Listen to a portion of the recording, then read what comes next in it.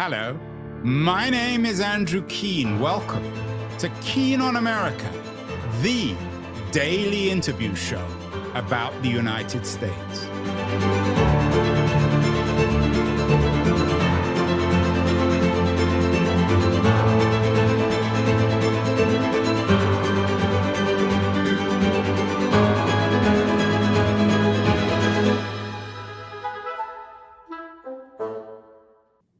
Hello, everybody. Welcome to Keane on America. It was a tricky thing to make sense of America, how to represent it factually or in fictional terms.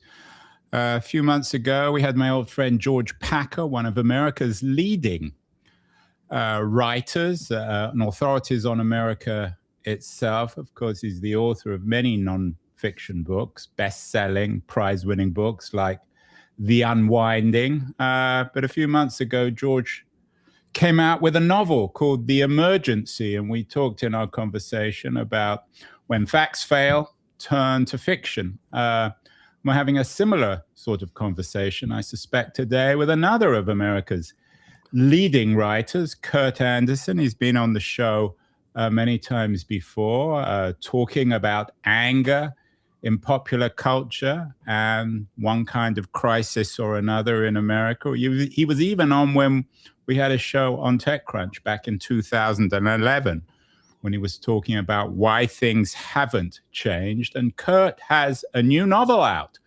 He's more of a novelist, I guess, than George Packer. His work is divided between fiction and nonfiction, but this one is very fictional. It's set 19 years in the future of America, and it's called The Breakup. George. Have you ever been mistaken for George, Kurt? Not so far, although, I'm a big fan of his, and we have adjacent interests, I would say.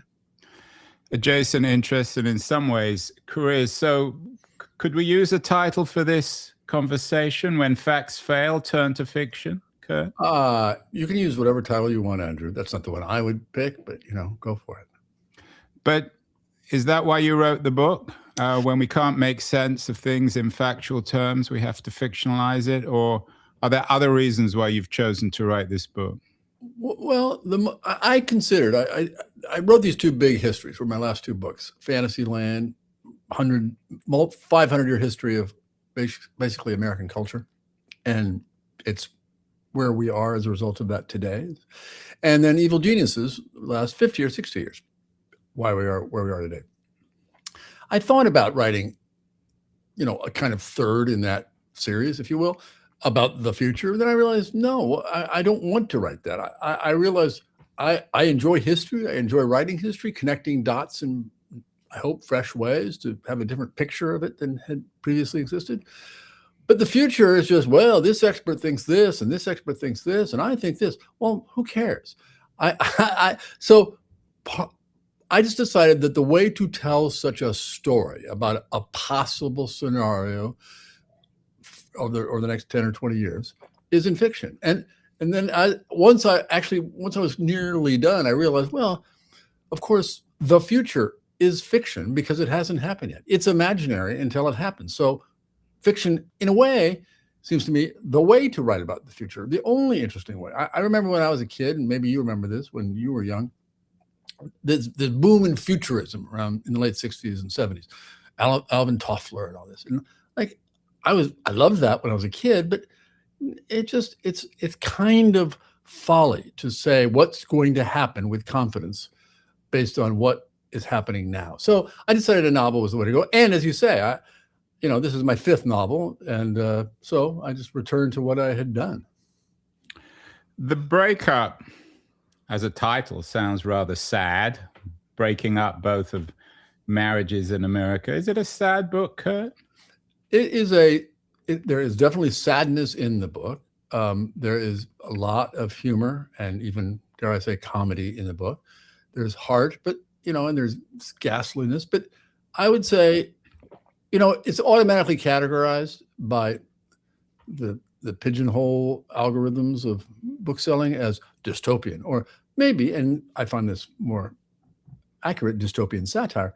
But I feel as though we are in a dystopian period now, in my view, and or as I analogized it to in a piece in the New York Times a couple of weeks ago, not a divorce, but a kind of a loveless marriage in which the differences seem increasingly irreconcilable. So, I decided that fiction is the way to go to try to convey that.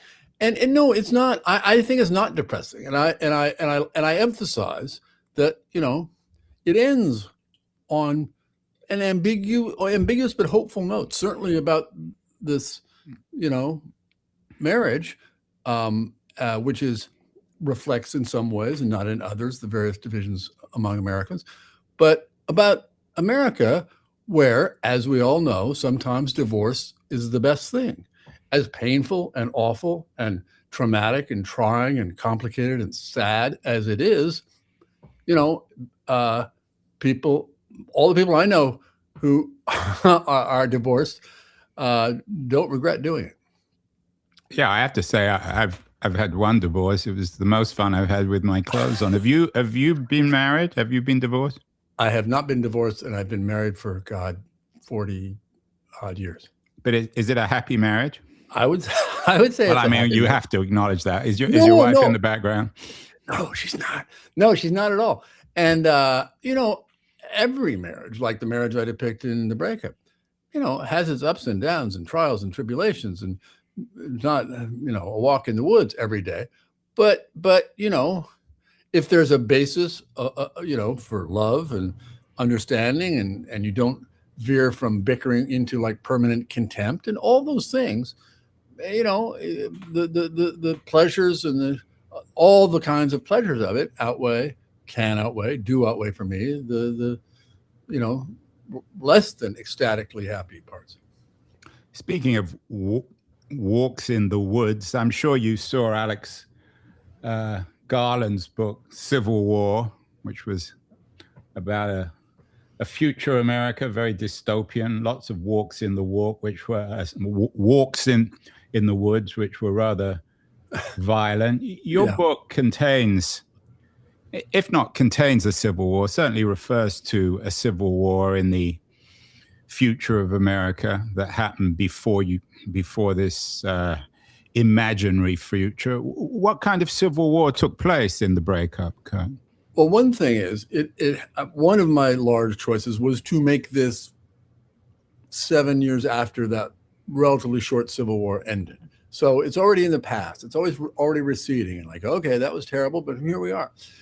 But I do have these sort of, fictional journalistic flashbacks by one reporter to that war. So you get that as a reader, how it happened and how it played out through that journalism from 10 years earlier. The short story of the short version of the backstory is that sometime in the next few years, there's a great blue, comeback politically, and the Democrats are in control, and the Democrats do the things that Democrats have talked about a lot the last few years, of expanding the Supreme Court, making Puerto Rico and Washington as states, and so forth. And the backlash against that among the right is ferocious, and one thing leads to another. And then the violence is not Alabama versus New York, or Alabama or Texas or Utah versus the United States.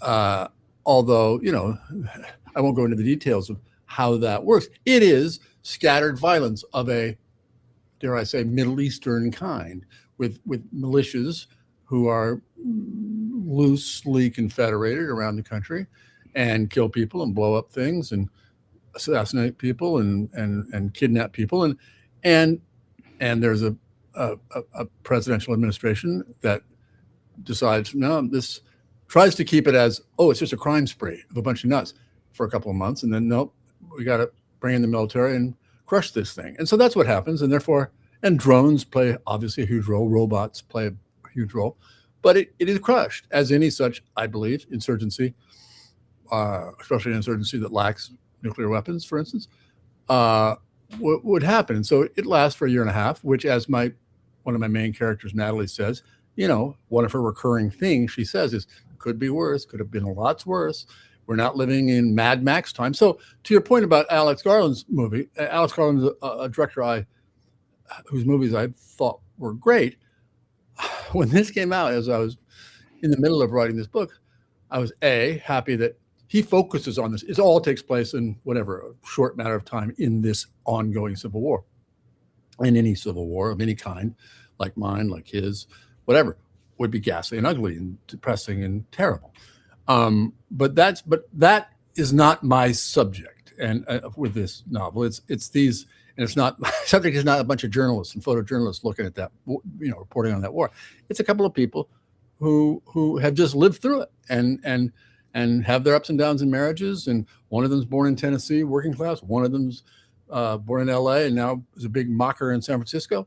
And they have their differences about all kinds of things. And so that's what it is. It's what happened through their eyes, the good, the bad, the ugly, the thank God we're okay, all of it, rather than isn't war terrible? So that's, yes, it is. We can all stipulate you describe it, or one of your characters describe it as manageable. It was a war, I'm quoting from one of the pieces that got published, an early piece in The Atlantic. It was a war on wars, a ghastly things fell apart. Anarchy and blood-dimmed tide were loosed upon our world for a while. 28,000 Americans were killed, half of them innocent civilians, and another 45,000 wounded. I wonder, Kurt, I don't know how many people get killed in America every year with gun violence, but it's around 28,000, isn't it? So your numbers aren't particularly shocking if thought of in a slightly different context.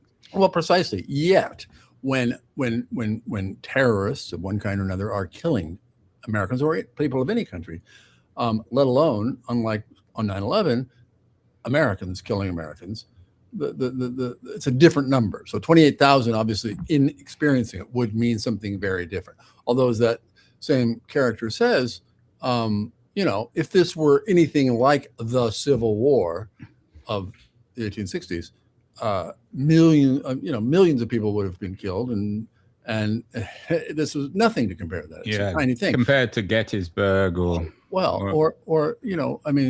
and every majority of men between 18 and whatever going to war, and millions of a much smaller population dying. No, it was a different thing altogether. But we are.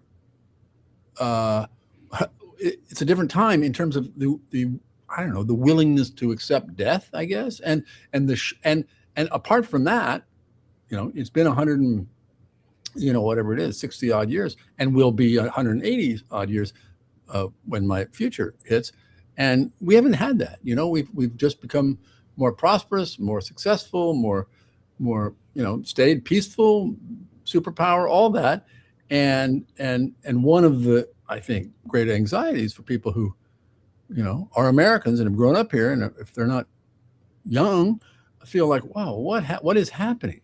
So that's, I guess, in the national mood of something that this novel examines and imagines how it could extrapolate. As you say, you put some. You wrote an op-ed in the New York Times a couple of weeks ago, asking whether America has already undergone a soft breakup. I tend to think it has, in the sense that there are two, or certainly more than one America. Yeah. Why should we, Kurt, assume that there is one America? Why do most Americans, one way or the other, whatever their politics, whatever their geography, why do they tend to take for granted that Americans should be united? Is it some media manipulation? Are we just instinctively born to believe that geography is the thing in itself when it comes to identity? Well, I don't think that's unique to America. What among the things that is unique to America versus, I don't know, Denmark or the UK, let's say, or wherever, You wish. Even Sweden, Kurt. Even Sweden. I know you're Even not my keen on hated Sweden, but but I mean, some kind of national sense of national pride, solidarity, identity, whatever, is key to a society that works. And now, of course, all those countries are smaller. 5 million people in Denmark, whatever, 50 odd in or 60 or whatever it is in the UK. 330 million people spread over this country. It was bound to be difficult to maintain that sense. We are Americans. Now, I mean, and why do we do it still? Why has it lasted? Because we made it up. It was a country made from scratch, and with this new kind of republic democracy invented. So it naturally and the kind of hubris and self-confidence that comes with that. So to have that part, that pillar of our identity as a country under serious challenge at this point, exacerbated by all kinds of things, not least of which is this internet we're on right now, it makes it hard, and maybe it has made it impossible. I'm not sure if you're familiar with the work of a Czech sociologist, Ernest Gellner. He wrote, at least in my mind, the best book on nationalism. It's called Nations and Nationalism. He was from Central Europe, so he's very ambivalent about the fact that it's not just America that, as you said, we made it up. All nations are made up. And his argument in Nations and Nationalism is a consequence of the Industrial Revolution because of its functional consequences, that somehow we're all knitted together. Therefore, we think we share a culture, and much of it is bound up in language. In our post-industrial world, it seems as if Gellner's notion of nations are coming apart. So in your thinking, I mean, this is a novel rather than a nonfiction work, but in your thinking about the American nation, do you think in functional terms? The fact that the elites of New York, the Upper East or West Side where you live, San Francisco where I live, we share nothing with most of Middle America, so there's no reason why we should have any identity in common either. Well, and that, yes, I don't disagree with that. I think that overstates it a bit. I grew up in Nebraska. I go back there. I travel around the South for various reasons. I would not say we share nothing, but and indeed, hasn't one of the beauties of America when it was working and we weren't at each other's throats as we seem to be now, is with all these different people with these different opinions, thanks to our, tradition of individualism and live and let live and all of that, it somehow managed against all odds to work. And now, I mean, post-industrialism and digital networking being a function of post-industrialism, it becomes harder, and it is partly simply, the difference of size, but as class as well. And again, one of the things I had to figure out as I spent far more time than I would ever get in the book about figuring out how might this work? What are the real logistics of how this could work? And for starters, a big one is like, well, you can never, as they did in 1860 and 1861, draw a line and say, down here, we're seceding.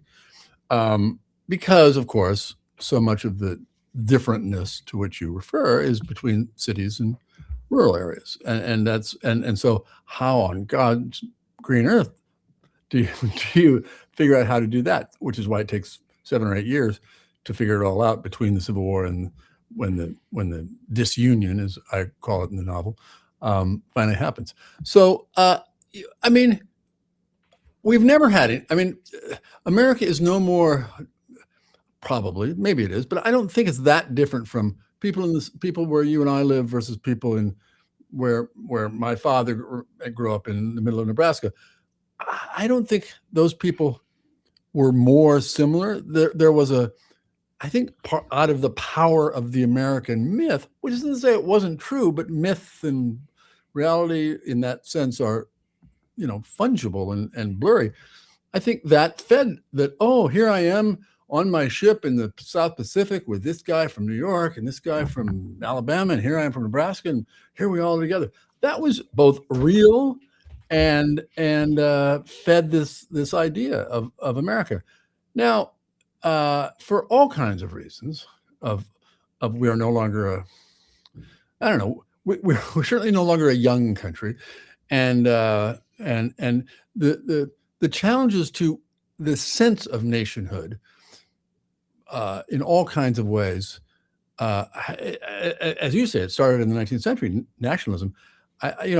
Like so many things that we think are permanent conditions in the world, maybe not.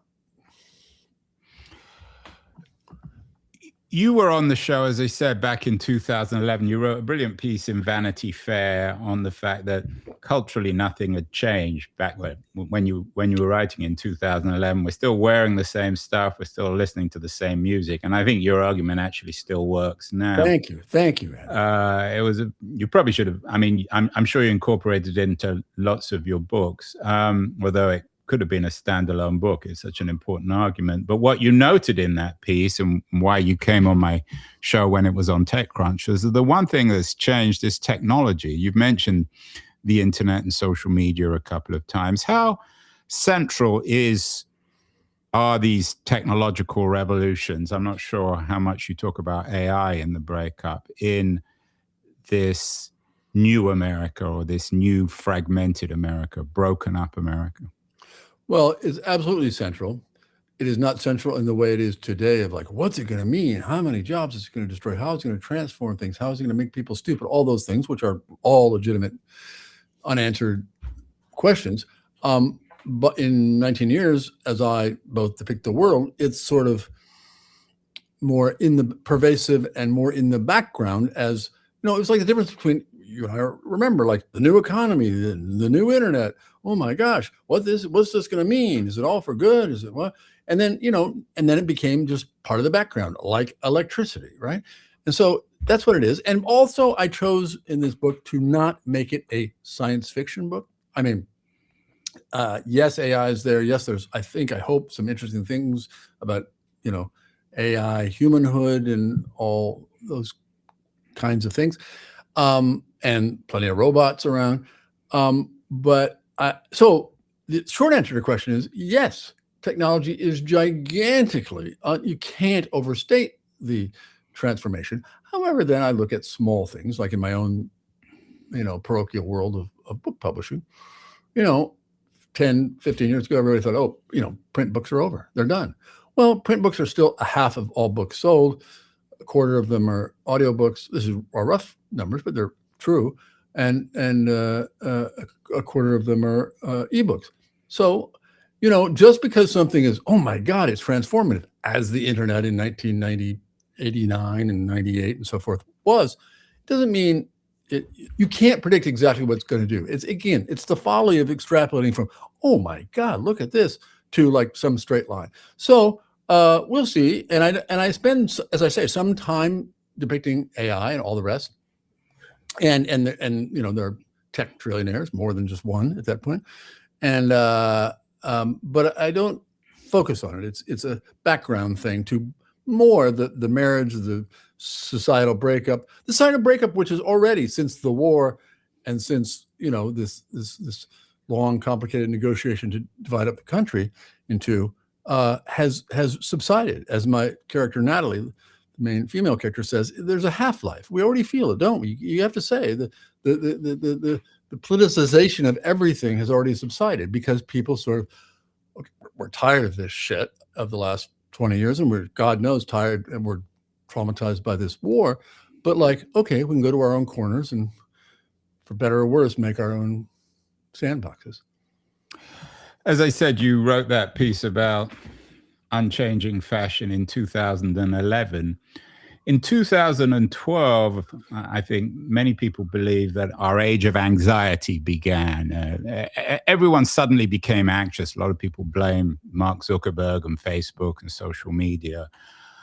I wonder whether, Kurt, in your view, I mean, you're many things, but I think you're a cultural critic more than anything else. I wonder whether this new age of anxiety, which seems to have particularly affected young people, is in a peculiar way an instinct about this coming breakup. What do you make of this broad cultural pessimism that seems to have infected America, particularly in the context of your imaginary, slightly dystopian future, the breakup? Yeah, that's a very good question, and I, I don't want to impute the anxiety is somehow a foreshadowing in the collective unconscious of this future breakup and polarization, but I buy that as a cultural argument to look at and explore and make.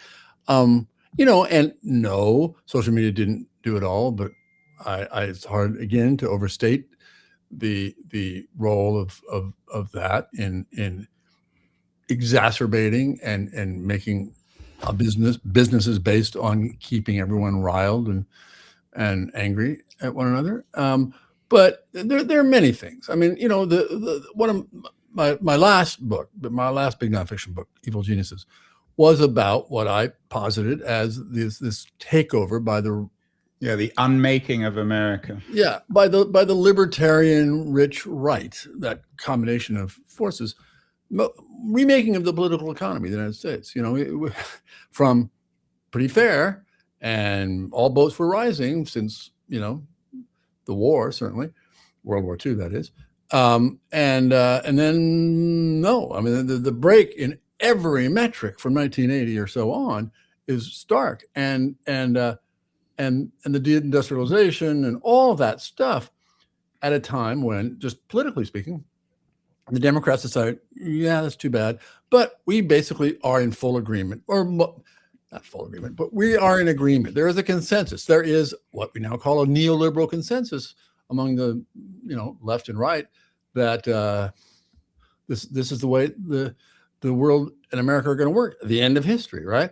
And that was folly and politically not good, because the anger that feeds this separation, that feeds MAGA, all of it is about those big systemic problems and unsolved and almost unaddressed problems have come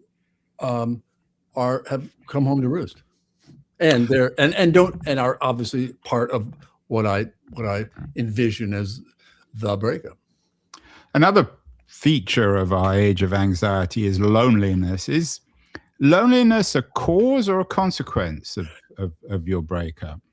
Well, that's a good question. I mean, loneliness is part of the condition. There's sort of contemporary 21st century condition of anxiety and loneliness, all this cultural pessimism. Yeah. Well, I mean, again, along with, another pillar of the American identity and self-understanding was optimism, right? And one of the extraordinary things about our current president is that he's selling pessimism, and he sells optimism. I'll make you all winners. It'll be great. It's going great. It's going great. But basically, his pitch and his sell is, we're living in a hellscape, and as soon as I'm not in office, it's a hellscape again. And New York is a hellscape, and San Francisco is a hellscape. All that. It's like, which is, as a permanent posture, that's extraordinary. And again, in his simultaneous idiocy and brilliance, he felt that, he understood that, he understood where we were in terms of the emerging post-fact society and the anger and all that, and he's why he got elected to the presidency twice is because of that. So yes, that includes despair, and that includes loneliness, and in almost all these things, whether it's loneliness or anger or anxiety, one doesn't want to reduce it all to the internet and social media, but whatever percentage of blame to this problem of the world and America today, whether it's 30% to blame or 70% to blame, I don't know, but it's large. You referred to the the original Civil War, Civil War 1.0, which was real. I've sometimes wondered, maybe this is rather sacrilegious as a non-American, but I've sometimes wondered whether the Civil War would have been much better had it led to the breakup. It's considered in national mythology a success because it maintained the union of the state, but we all know the subsequent history of the failure of Reconstruction and Jim Crow and everything else. Do you think there is an argument to be made, Kurt, that America was never a very viable place and that it would have been better if it had broken up in the first Civil War? I think there is an argument to be made, as sacrilegious as you say as that is.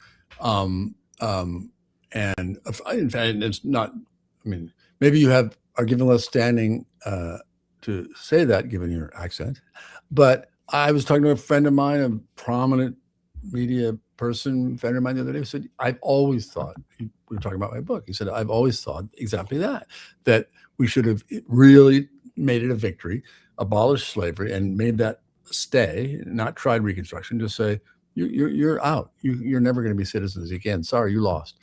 Rather than, that Civil War was all about, initially about, for Lincoln and the Union, not abolishing slavery. It became obviously, it probably was a subsidiary goal and became the overriding moral goal. But save the Union, save the Union, save the Union was the reason that Civil War was fought.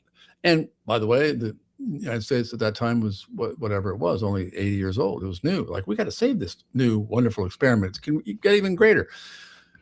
And as I posit this future and the break and the war is like, when it comes, this like the population is like, okay, good riddance. If we want to break up, yeah, us too. Let's figure it out. So I think it's, in that sense, radically different than with that war. And would be harder to accomplish, and would be easier to accomplish in the sense that the resistance to a breakup would be, if not de minimis, not the biggest obstacle.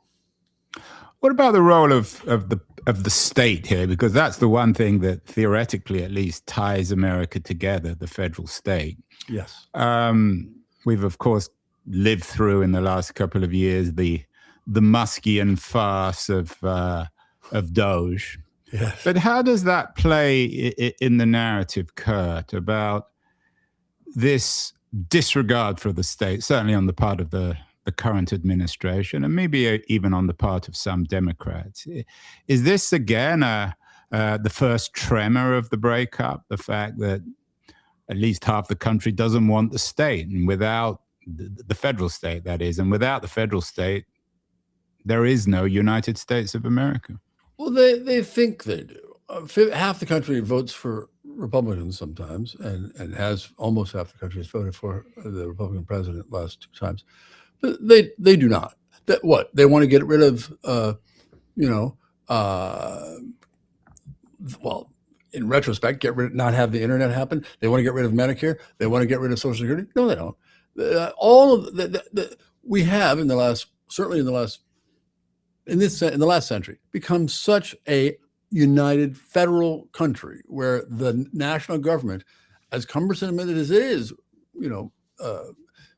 ruling and governing this giant country, people don't realize how much they depend on it until, what it does for them. So there's that. And again, one of my narrative things is, there is this, yes, we're going to secede, and we're this state, and maybe not this city in the state, but the state. And then, like buyer's remorse, I believe there would be some secessionist remorse. It's like, not so fast. And that is part of the background story of the breakup. So, but it is, if this self-conscious American identity that can be movingly, eloquently talked about as we're still there, it's still wonderful. I'm not glib or cynical enough to say, no, that's gone. Nobody believes that. No, people, for a variety of reasons, not as ever, for many times for economic reasons, immigrants still want to come here and become Americans. The magic of you just come here and you can become an American. That's what, not as true in almost any country as it is here. So, but yeah, I think it is. I find it. I found it, and as I spent 3 years in my fictional bubble, imagining what might happen, I really, and certainly in the last year and a half, found it harder and harder to imagine, short of some spasm, some shocking, fever-breaking thing. It doesn't have to be what I talk about, but something short of just, hey, guys, let's all get together and be like we were. I just don't see that happening.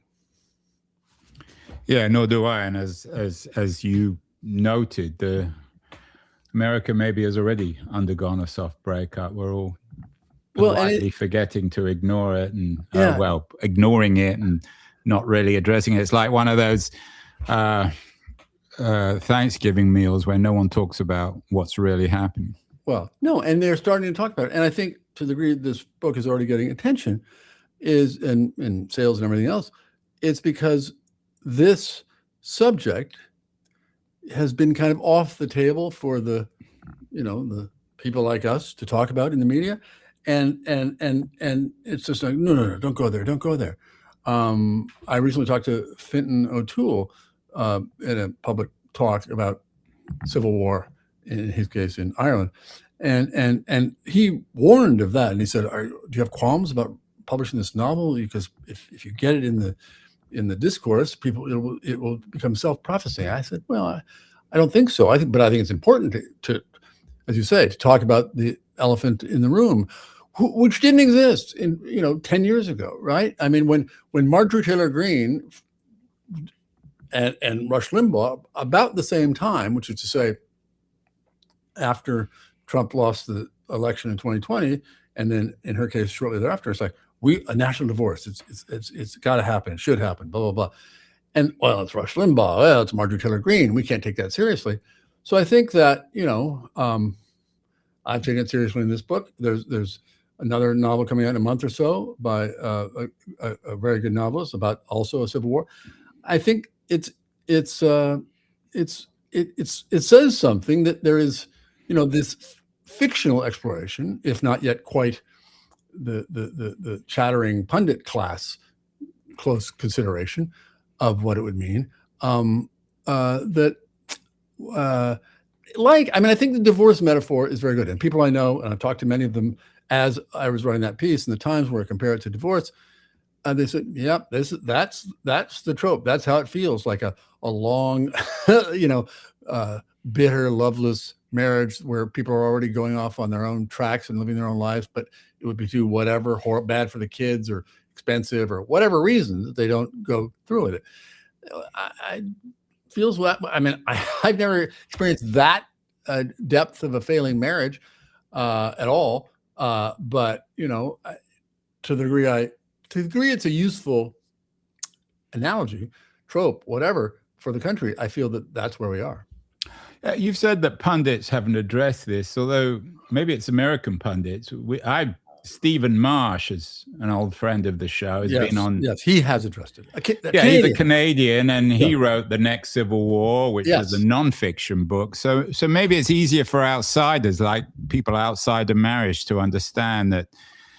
I've had friends my wife, for example, has got friends who clearly shouldn't have been married, and they just loathe one another. And at certain points, you just sit down with these people and you say, "Look, just end your marriage. You're clearly miserable. You're better off separated." Yeah. And maybe it's easier for an outsider like Stephen Marsh, although he takes pleasure, I think, in annoying Americans. But it's easier for outsiders to see what the situation is. I read his book and I enjoyed it very much. It was nonfiction, but of course it had many fictional scenarios that could happen. And it was just as I was like, I forget when it came out, but I think maybe 22. Well, anyway, I was just about either had started or about to start my book. I wanted to, okay, I should read this now and see how he does it.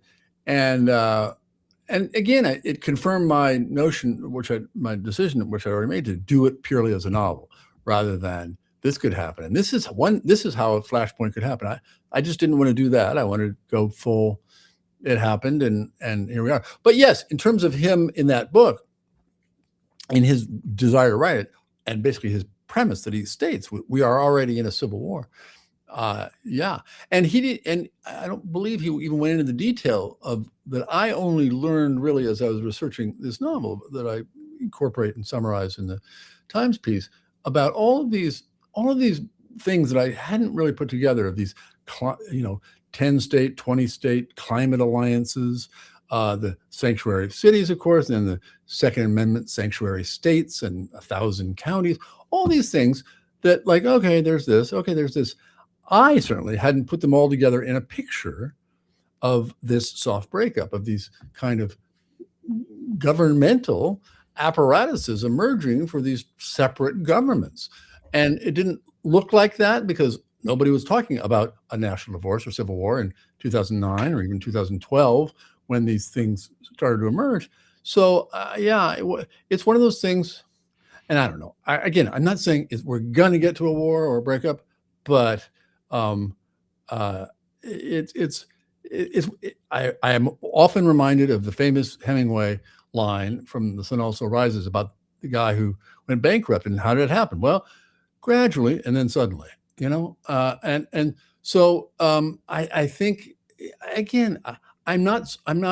It's a fiction. It's a work of fiction. Yeah, you don't need to apologize to me. Thank you. I'm very much in your camp. I'm not going to blame you when the war comes. So. Well, no, and well, exactly. People have said that, because I'll say, wow, Fantasyland, you really got the whole Trump MAGA post, truth thing, fine, and you wrote it even before Trump was elected president. I said, yeah, thanks.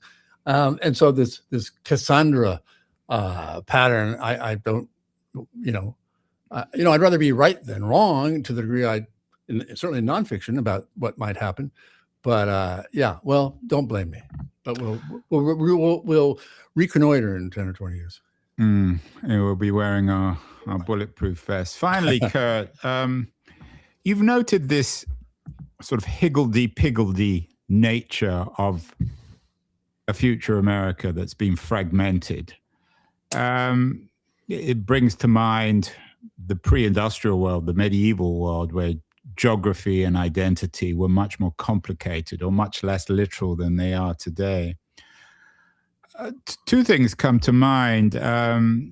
Tocqueville, of course, came to America and saw it very much in local terms. Throughout the history of the 19th century, America didn't have much of a state. In fact, in some ways, there was no really United States of America. Is then, when it comes to where we're going to get our identities from in this post-Civil War, post-breakup age, are Americans going to go back then to the beginning, to Tocquevillian America, where everything is local? Lots of people, particularly on the left, see the future as local. Or is it going to be quite different? Are we going back to the Middle Ages, to elites and one kind of mysticism or another, where geography gets replaced by the church? Great question. Again, to your second point about, are we going to go back to the Middle Ages, or what is the future? My character who hates technology, the woman in this couple, and just despises it, and that's one of their reasons for their difficulties, has this line where she says, we are the beginning of a bright and shiny dark age. And that's kind of what I think is true. I mean, you can say, look, we're slipping into the dark ages. We have a political party that actually wishes to slip back into the dark ages, with no public health and no vaccines and all the rest. And we could go on. No intellectualism whatsoever. All these things. And yet we have the indistinguishable from magic things coming out of the Bay Area, right? So it's a simultaneous thing. It's the future is getting increasingly unevenly distributed, as William Gibson famously said, I would say. So in terms of, yes, we could balkanize ferociously. I doubt that. Again, anything could happen. I doubt that. And yes, as you say, 2 or more Americas we have now. Yes, but There are some basic differences, and the basic differences are not so much regional, I would say, but they are indeed all of the things that come from living far apart outside of cities or close together in cities. And that's partly a matter of self-selection, who moves where, and resorting and all that. But it's a matter of a lot of things, and it's not just, oh, yeah, they're this and they're this. And it has accelerated as never before. And so that's what makes it hard, because it's not, but I don't think, for instance, why wouldn't, there's the dreams of Cascadia, of, the Pacific Northwest, but why would Cascadia need to be a separate country from, New England Northeast? It wouldn't. I mean, why would South Carolina or Alabama need to be a different whatever region? Alabama and Louisiana and the Deep South have a lot in common, as does the Northeast and New England, and so forth. So I think many people for the last 30 or so, these are the real countries that should exist, and they 5 or 7 or 12 or whatever they are. Could happen. I doubt it. The economies of scale, the prosperities of scale, and all that have benefits, and also takes a lot of work. As I envision, like just cutting it in 2, let alone 11, takes a lot of work. Somebody the other day was interviewing me and said, "Oh, but it's like Brexit. That wasn't so big." I said, "Well, the EU only existed for what, 37 years? It wasn't. The EU is not a country. This is a whole different deal." But anything's possible. And I'm not saying it will be 2 countries. And I raised the possibility as the war ends, will Texas be a country? Will Alaska be a country? And all those things would be true. But partly, I sort of make it a simpler story of 2 countries. And at the end, it's when it's just about the final, things are being finished, the disunion, what's what, and which is in which country is being done. But there is this last second secessionist remorse, and Montana suddenly decided, no. The Western states, in fact, and to your point, really, of regions are different. They decide, well, we don't take more from the federal government than we give, like the South does. Why would we want to be in a country with them? All these things of like realizing just because there's red and blue in the binary system into which everything is overput these days, like, maybe not,